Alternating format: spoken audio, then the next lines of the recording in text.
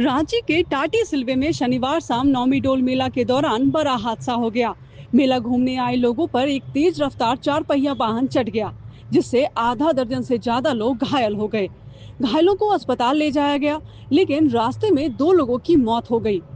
घटना के बाद चालक गाड़ी छोड़कर मौके से फरार हो गया।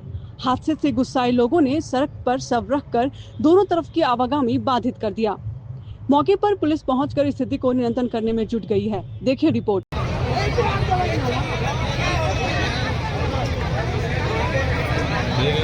बजे पहुंच गए।